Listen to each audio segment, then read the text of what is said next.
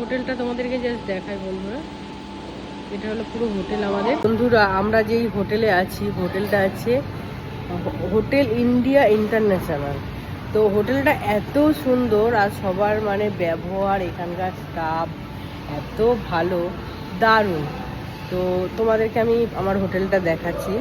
এরকম আছে, দারুণ না? আর এটা হলো আমাদের রুম। এখানে টি টেবিল আছে, সোফা আছে।